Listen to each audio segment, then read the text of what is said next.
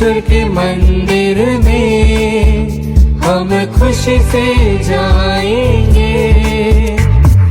हम सब मिलजुल कर गीत उसके गाएंगे। जीवन को बदलने नया मार्ग पाने तैयार हो जाएंगे। जीवन को बदलने नया मार्ग पाने तैयार हो जाएंगे। पाप क्षमा कर दो, आज हमको वरदान दो। हम पापी तेरे द्वार खड़े स्वीकारो हे भगवन। ईश्वर के मंदिर में हम खुशी से जाएंगे। हम सब मिलजुल कर गीत उसके गाएंगे। पिता और पुत्र और पवित्र आत्मा के नाम पर आमीन। हमारे प्रभु यीशु ख्रिस्त की कृपा, ईश्वर का प्रेम तथा पवित्र आत्मा का साहचर्य आप सबको प्राप्त हो और आपकी आत्मा के साथ। ख्रिस्त में प्रिय भाइयों और बहनों, हम अपने पापों को स्वीकारें ताकि हम यह मिस्सा बलिदान योग्य रीति से अर्पित कर सकें।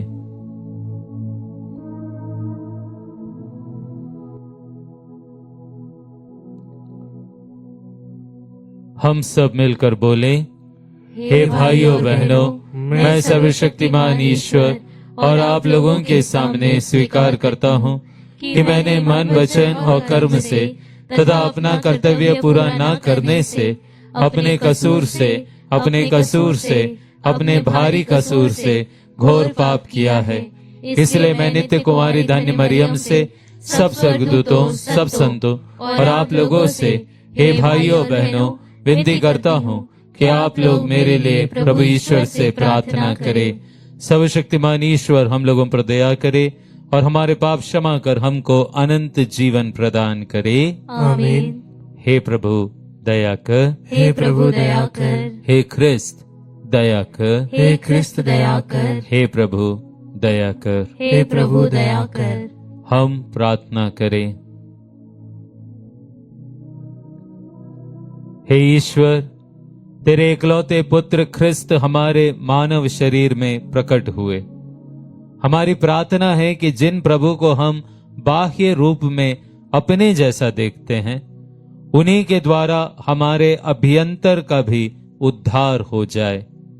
वह तेरे तथा पवित्र आत्मा के संग ईश्वर होकर युगानुयुग जीते और राज्य करते हैं। आमीन।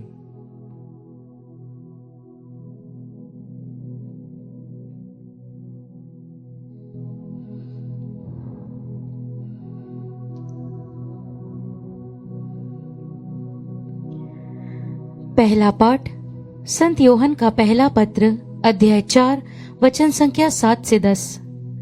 प्रिय भाइयों, हम एक दूसरे को प्यार करें, क्योंकि प्रेम ईश्वर से उत्पन्न होता है।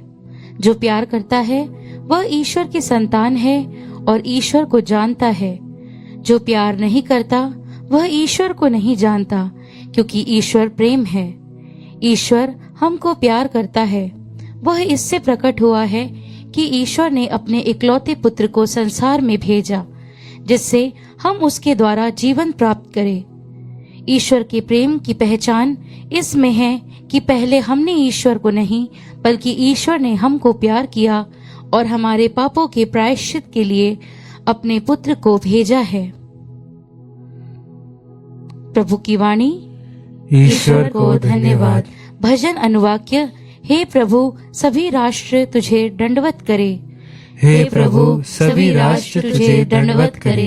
हे ईश्वर, राजा को अपना न्याय अधिकार, राजपुत्र को अपनी न्यायशीलता प्रदान कर, जिससे वह तेरी प्रजा का न्याय पूर्वक शासन करे और पद दलितों की रक्षा करे। अनुवाक्य। हे प्रभु, सभी राष्ट्र तुझे दंडवत करे। पर्वत और पहाड़ियां जनता के लिए शांति और न्याय उत्पन्न करे। वह पद दलितों की रक्षा करेगा और दरिद्रों की संतति का उद्धार करेगा। अनुवाक्य। हे प्रभु, सभी राष्ट्र तुझे दंडवत करे। उनके राज्य काल में न्याय फलेगा फूलेगा और अपार शांति सदा सर्वदा छाई रहेगी। उनका राज्य एक समुद्र से दूसरे समुद्र तक, पृथ्वी के सीमांतों तक फैल जाएगा। अनुवाक्य, हे प्रभु, सभी राष्ट्र तुझे दंडवत करे। जय घोष, अल्लेलुया। प्रभु ने मुझे दरिद्रों को सुसमाचार सुनाने और बंदियों को मुक्ति का संदेश देने भेजा है। अल्लेलुया।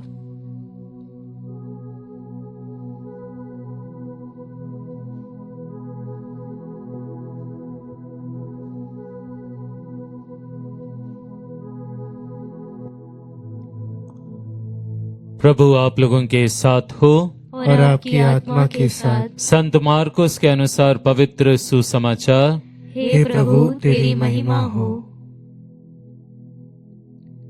यीशु ने एक विशाल जनसमूह देखा और उन्हें उन लोगों पर तरस आया, क्योंकि वे बिना चरवाहे की भेड़ों की तरह थे और वह उन्हें बहुत सी बातों की शिक्षा देने लगे।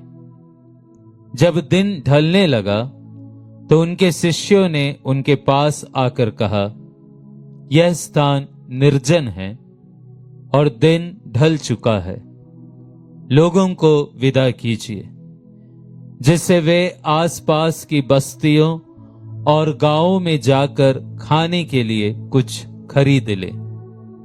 यीशु ने उन्हें उत्तर दिया, तुम लोग ही उन्हें खाना दे दो। शिष्यों ने कहा, क्या हम जाकर 200 दिनार की रोटियां खरीद ले और उन्हें इन लोगों को खिला दें? यीशु ने पूछा, तुम्हारे पास कितनी रोटियां हैं? जाकर देखो। उन्होंने पता लगाकर कहा, 5 रोटियां और 2 मछलियां। इस पर यीशु ने सबको अलग अलग टोलियों में हरी घास पर बैठाने का आदेश दिया। लोग 100-100 और 50-50 की टोलियों में बैठ गए। यीशु ने वे 5 रोटियां और 2 मछलियां ले ली और स्वर्ग की ओर आंखें उठाकर आशीष की प्रार्थना पड़ी। वह रोटियां तोड़ तोड़ कर अपने शिष्यों को देते गए ताकि वे लोगों को परोसते जाए। उन 2 मछलियों को भी उन्होंने सब में बांट दिया। सबों ने खाना खाया और खाकर तृप्त हो गए। रोटियों और मछलियों के बचे हुए टुकड़ों से 12 टोकरे भर गए। रोटी खाने वाले पुरुषों की संख्या 5000 थी।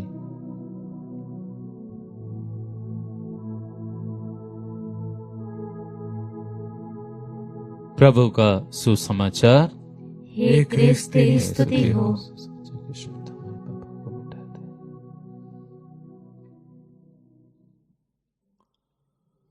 ख्रिस्त में प्रिय भाइयों बहनों, कुछ साल पहले की एक छोटी सी घटना है, बात है। मैं केरल गया हुआ था और अपने मित्र, मुझे उनका नाम लेने में भी कोई आपत्ति नहीं, फादर जोमिस मेरे साथी हैं, बहुत अच्छे मित्र हैं, उनके घर केरल में पहुंचा। और जब रात को भोजन के बाद हम लोग यूं ही बैठ के बात कर रहे थे, हंसी मजाक कर रहे थे, कि अचानक उस समय उनका जो छोटा भाई था, काफी छोटा था, तो उसके कबर्ड में मुझे कुछ ऐसा एक कांच का कुछ तो एक इंस्ट्रूमेंट जैसा दिखा। उत्सुकता पूर्वक मैंने पूछा, ये क्या है? और फिर फादर जोमिस ने मुझको समझाया कि एक्चुअली ये मोबाइल जो है, इसके स्क्रीन को मैग्नीफाई करने का एक इंस्ट्रूमेंट है। यदि आप कोई मूवी देखते हैं तो आप अपनी मोबाइल को पीछे लगा दीजिए और फिर सामने से उसको देखिए, तो आपको वो स्क्रीन में ये मोबाइल काफी बड़े रूप में दिखेगा। तो जो छोटे से मोबाइल में कुछ देखने की बजाय बड़ा सा स्क्रीन में आप उसको देखिए। बड़ा सुंदर इंस्ट्रूमेंट था, जो भी डिवाइस था बहुत अच्छा था। हमने कुछ समय उस बड़े स्क्रीन का भी आनंद लिया। पर प्रिय भाइयों बहनों, जब मैं इसकी तुलना करता हूं जीवन से, तो वो जो छोटा सा मोबाइल है ना, उस मोबाइल को मैं मनुष्य की सोच, मनुष्य का कार्य ऐसा मानता हूं। और वो जो बड़ा सा स्क्रीन में जो दिख रहा था ना, उसकी तुलना मैं कर सकता हूं ईश्वर की सोच, ईश्वर का कार्य। और इसलिए आवश्यक यही है, अच्छा यही है कि मनुष्य अपनी सोच, अपने कार्य को ईश्वर की सोच और ईश्वर के कार्य में सम्मिलित कर दे। जैसे वो उस मोबाइल को उस बड़े स्क्रीन के पीछे रखने से बड़े स्क्रीन में बड़ा रूप दिख रहा, यदि उस मोबाइल को वहां नहीं रखते तो शायद वो स्क्रीन में नहीं दिखता। ठीक वैसे ही मनुष्य जब अपने आप को ईश्वर को सौंप दे तो उसके जीवन में बड़े बड़े कार्य होते हैं, अन्यथा वो सीमित से कार्य रह जाते हैं। ये सब बात मैं इसलिए कर रहा हूं क्योंकि आज का जो सुसमाचार है वह इस बात पर बहुत गहरा असर डालता है, हमारी आंखें खोल देता है। देखिए, उस शाम को जब दिन ढल रहा था, यीशु ने शिष्यों से कहा, जाओ इनके लिए भोजन का प्रबंध करो। और शिष्य इतनी बड़ी भीड़ को देखकर, जहां पुरुष मात्र 5,000 थे, आप इमेजिन कर सकते हैं पुरुष से ज्यादा तो स्त्रियां होंगी और ऑफकोर्स बच्चे होंगे, तो लगभग 10-15 हजार की भीड़ रही होगी। और इसलिए शिष्य कहते हैं, आप क्या सोच रहे हैं कि हम बाजार जाएं और लगभग 200 दिनार की रोटियां लाएं और तब जाकर इनको खिलाएं? हम कैसे इतने लोगों को खिलाएंगे? और फिर यीशु कहता है, जाओ और पता लगाओ कि तुम्हारे पास क्या है। ऑफकोर्स जिस सुसमाचार को हमने सुना है, पढ़ा है, वो तो मार्कुस रचित सुसमाचार है। पर अन्य सुसमाचार में सेम घटना में हम पाते हैं कि शिष्य को एक ऐसा बालक मिला जिसके पास 5 रोटियां और 2 मछलियां थी। यहां पर बालक का उद्देश्य नहीं है, सिर्फ इतना कहा गया है कि उनको 5 रोटी और 2 मछलियां मिली। किसके पास से मिली ये नहीं बताया, पर हम जानते हैं कि एक बालक के पास यह था। अब आप थोड़ा सा इमेजिन करिए, बालक के पास ये 5 रोटी और 2 मछलियां कहां से आई होगी? अगर आप इसका उत्तर सोचेंगे तो तुरंत बोल पाएंगे, भाई हो ना हो ये 5 रोटी और 2 मछली उस बालक को उसकी मम्मी ने दी होगी। माँ अपने बच्चों का कितना ख्याल रखती है ना, और उसने सोची होगी कि मेरा बच्चा 2 दिन 3 दिन कितने भी दिन यीशु के पास रहे, उसको भूख नहीं लगनी चाहिए। और इसलिए उसने अपने बच्चे के लिए भरपूर खाना रखा।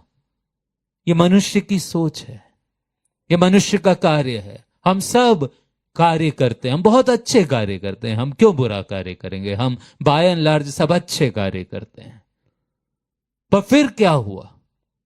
फिर उस मनुष्य के कार्य को ईश्वर के कार्य के लिए उसके नजदीक लाया गया, उसमें सम्मिलित किया गया। और जब मनुष्य के कार्य में ईश्वर के कार्य का प्रभाव पड़ा तो हम देखते हैं, हम पाते हैं कि वो 5 रोटी और 2 मछली से उस दिन सिर्फ वो बालक नहीं परंतु 5,000 पुरुष, शायद उससे भी ज्यादा महिलाएं और शायद उससे भी ज्यादा बच्चे खाए। और इसके बावजूद भी उन रोटियों के टुकड़ों से 12 टोकरे भर गए। यह है ईश्वर का कार्य। और प्रिय भाइयों बहनों, जब हम इन बातों को सुनते हैं, समझते हैं, तो फिर हमको हमारे दैनिक जीवन में इन बातों को लागू करना चाहिए। हम कोई भी कार्य क्यों ना ले लें, जब घर के मुखिया, फिर चाहे वो पति हो या पत्नी हो, अगर वो ड्यूटी करते हैं, अगर वो अपने काम के लिए जाते हैं, घर से निकलने के समय शायद उनको ये बात ईश्वर से करनी चाहिए। उनको बोलना चाहिए, प्रभु अभी मैं इस समय अपने कार्य के लिए जा रहा हूं, लेकिन इस कार्य को मैं तेरे कार्य में सम्मिलित करना चाहता हूं, ताकि मेरा कार्य 10 गुना अधिक फल लाए।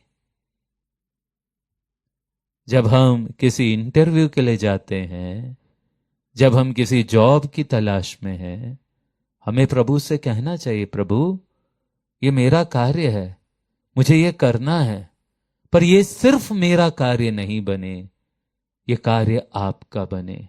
मैं अपने कार्य को आपके कार्य में सम्मिलित करना चाहता हूं, और पूर्ण विश्वास के साथ अपने कार्यों को ईश्वर के कार्यों में सम्मिलित करें। और इस संदर्भ में मैं एक बात आज इस पुलपिट से अपने तमाम स्टूडेंट्स, अपने तमाम बच्चों को बोलता हूं। प्रिय बच्चों, आप लोग कई बार चर्च नहीं आते, और आप लोग क्या एक्सक्यूज देते हैं? फादर हमें ट्यूशन जाना है, हमारी कोचिंग क्लास है। इसमें कोई शक की बात नहीं कि तुमको पढ़ाई करनी है, तुमको अपना भविष्य अच्छा बनाना है। पर प्रिय बच्चों, तुम जाकर पता लगाओ कि ऐसा कौन सा व्यक्ति है जो ईश्वर से जुड़ा और उसका भविष्य खराब हो गया। यदि ऐसे व्यक्ति को तुम लाकर मेरे सामने खड़ा करो तो फिर मैं आगे आपके सामने कुछ नहीं कहूंगा। लेकिन प्रिय बच्चों, इस बात को आपको समझना है कि आपकी हर एक पढ़ाई, आपकी हर एक मेहनत, आपका हर एक कार्य सिर्फ आपका बन के नहीं रहना चाहिए। उस कार्य में ईश्वर का कार्य सम्मिलित होना चाहिए। और इसलिए मैं आपसे अपील करता हूं, आह्वान करता हूं, आप ईश्वर को मत छोड़ो। क्योंकि यदि आप ईश्वर की संगति में उसमें सम्मिलित होंगे, उससे जुड़ेंगे, उसके चर्च से जुड़ेंगे, मिस्सा बलिदान से जुड़ेंगे, अपने घर में प्रार्थना से जुड़ेंगे, तो ईश्वर आपके जीवन में आपके कार्यों को 10 गुना नहीं, 20 गुना नहीं, 100 गुना बढ़ाकर आपको वरदान और उसका फल देंगे। इसलिए आइए प्रिय भाई और बहनों, आज जब हम इस मिस्सा बलिदान में भाग लेते हैं, हम ईश्वर से यही प्रार्थना करें, प्रभु मेरे जीवन में मेरे बहुत से कार्य हैं, पर यह कार्य सिर्फ मैं अपने बना के नहीं रखना चाहता। इस कार्य को मैं आपके कार्य में सम्मिलित करना चाहता हूं। मेरा हर एक कार्य आपका कार्य बने, क्योंकि यदि आप मेरे साथ हैं तो जैसे स्रोत गीतकार कहता है, प्रभु मेरा चरवाहा है, यदि वह मेरे साथ है तो मुझे किसी बात की कमी नहीं। मैं इसी विश्वास के साथ तेरे संगति में, तुझ में सम्मिलित होकर अपना जीवन जी सकूं। आमीन।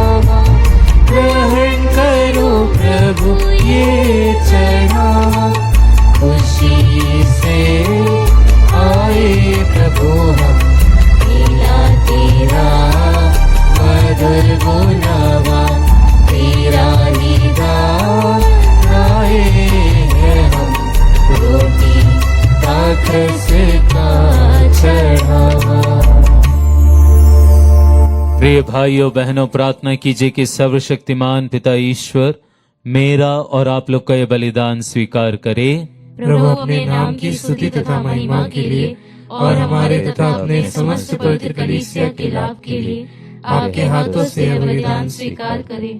हे प्रभु, अपनी प्रजा के दान कृपा पूर्वक ग्रहण कर।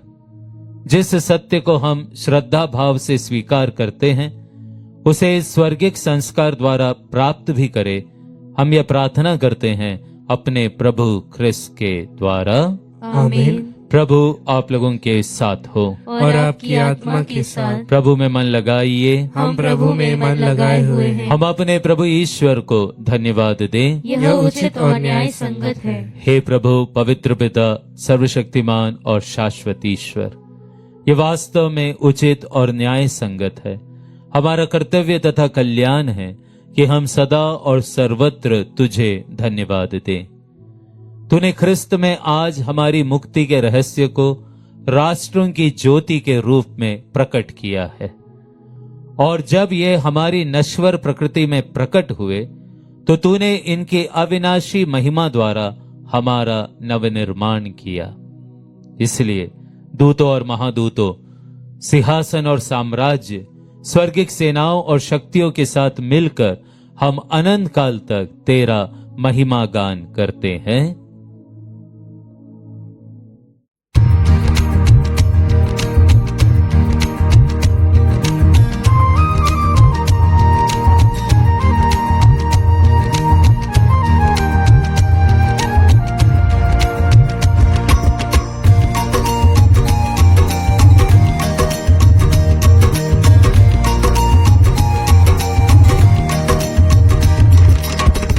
जय तेरी जय हो, पावन आत्मा जय हो। गूंज रहा भूजल नभ जय से, विश्व विधाता जय हो। गोचर हो या गोचर, नभ में हो भूतल पर, जग का अगुआ तू परमेश्वर, अखिलेश्वर की जय हो। तू है दया का सागर, है प्रेम शांति करुणा कर। ईश पिता पावन आत्मा तीनों की जय जय जय हो। जय जय तेरी जय हो, पावन आत्मा जय हो। गूंज रहा भूजल नभ जय से, विश्व विधाता जय हो। विश्व विधाता जय हो, विश्व विधाता जय हो। हे प्रभु, तू वास्तव में पवित्र है, सारी पवित्रता का स्रोत है। हम तो उससे प्रार्थना करते हैं तू इन उपहारों को अपने आत्मा के संस्पर्श से पवित्र कर दे कि हमारे प्रभु यीशु ख्रिस्त के शरीर तथा रक्त बन जाएं। जब वे स्वेच्छा से मृत्यु के लिए सौंपे गए, उन्होंने रोटी ली, तुझे धन्यवाद दिया और रोटी तोड़कर उसे अपने शिष्यों को देते हुए कहा, तुम सब इसे लो और इसमें से खाओ, क्योंकि यह मेरा शरीर है जो तुम्हारे लिए बलि चढ़ाया जाएगा।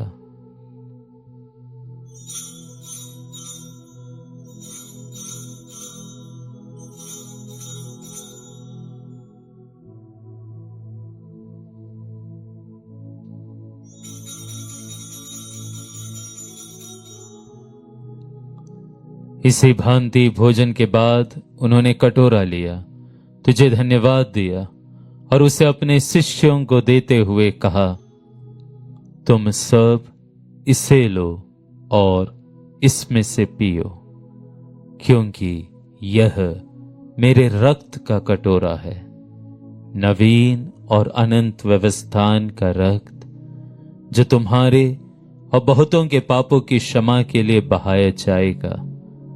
तो मेरी स्मृति में यह करो।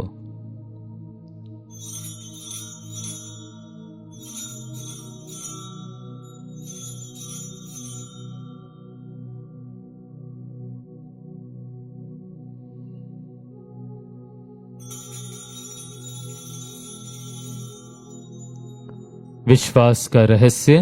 हे प्रभु, हम तेरी मृत्यु तथा पुनरुत्थान की घोषणा तेरे पुनरागमन तक करते रहेंगे। इसलिए हे प्रभु, हम ख्रिस्त की मृत्यु और पुनरुत्थान की स्मृति में तुझे जीवन की रोटी और मुक्ति का कटोरा चढ़ाते हैं।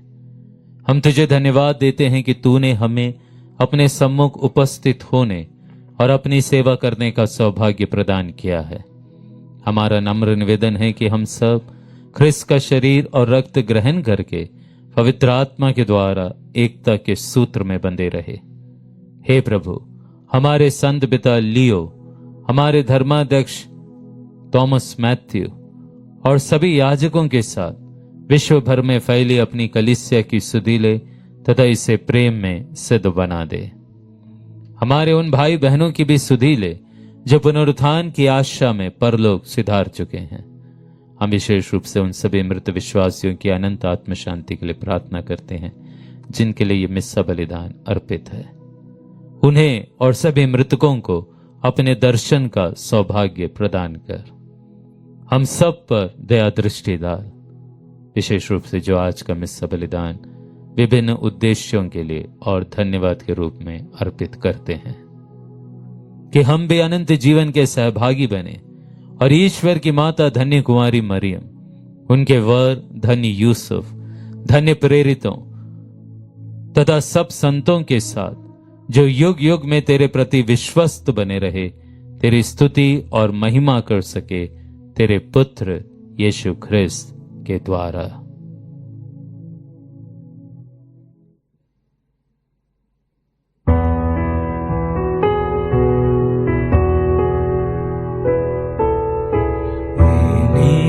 प्रभु ख्रिस्त के द्वारा इन्हीं के साथ और इन्हीं में हे सर्वशक्तिमान पिता ईश्वर पवित्र आत्मा के साथ सारा गौरव तथा सम्मान युगानुयुग तेरा ही है।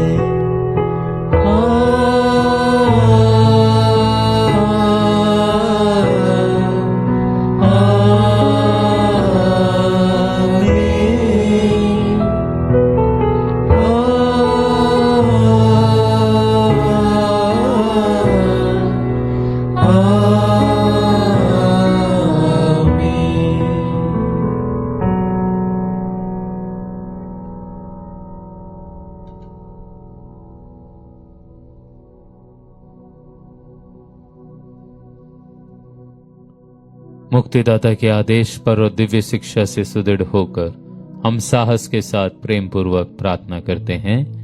हे हमारे पिता जो स्वर्ग में है, तेरा नाम पवित्र माने जावे, तेरा राज्य आवे, तेरी इच्छा जैसे स्वर्ग में वैसे इस पृथ्वी पर भी पूरी हो। हमारा प्रतिदिन का आहार आज हमें दे और हमारे अपराध हमें क्षमा कर जैसे हम भी अपने अपराधियों को क्षमा करते हैं, और हमें परीक्षा में न डाल परंतु बुराई से बचा।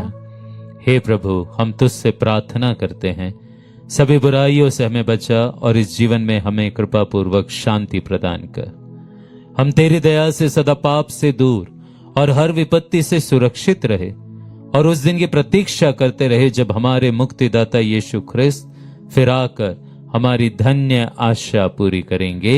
क्योंकि तेरा राज्य, तेरा सामर्थ्य और तेरी महिमा अनंत काल तक बनी रहती है। हे प्रभु यीशु ख्रिस्त, तूने अपने प्रेरितों से कहा है, मैं तुम्हारे लिए शांति छोड़ जाता हूं, अपनी शांति तुम्हें प्रदान करता हूं।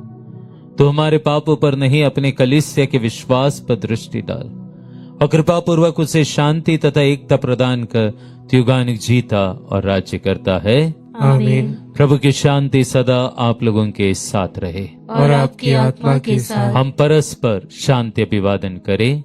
ख्रिस्त की शांति। हे ईश्वर के मेमने, तू संसार के पाप हर लेता है, हम पर दया कर।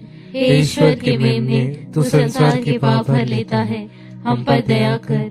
हे ईश्वर के मेमने, तू संसार के पाप हर लेता है, हमें शांति प्रदान कर। हे प्रभु यीशु ख्रिस्त, हम तेरा शरीर तथा रक्त ग्रहण करने वाले हैं। यह हमारे लिए विचार और दंड का कारण न बने, बल्कि तेरी दया से हमारा तन मन सुरक्षित और स्वस्थ रखे।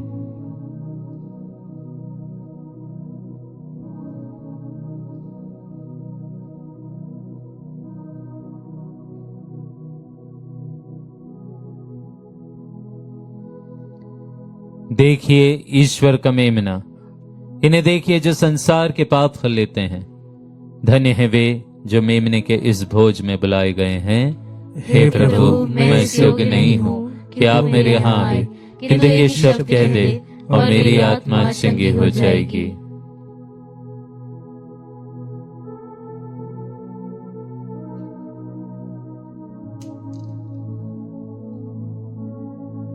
ख्रिस्त का शरीर और रक्त अनंत जीवन के लिए मेरी रक्षा करते रहे।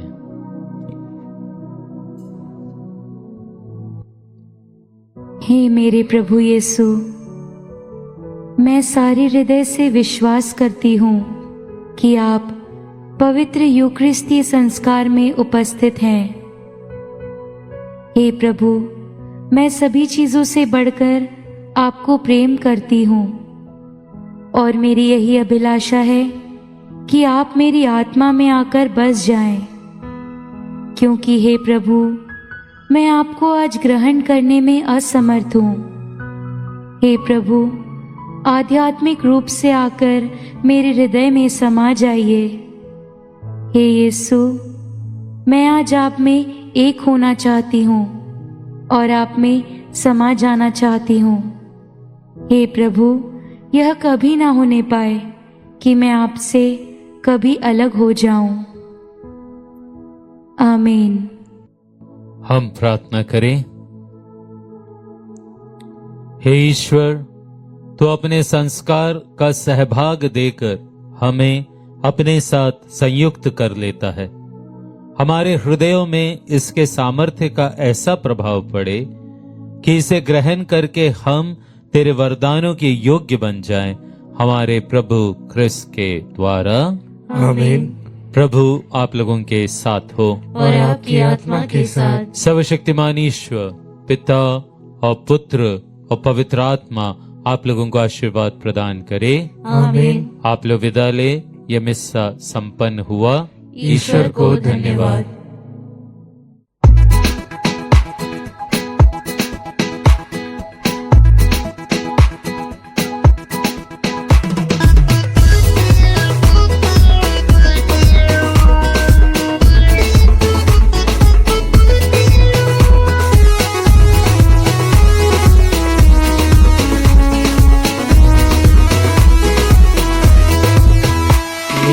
आसमां के पार जाएंगे, मेरा यीशु रहता वहाँ।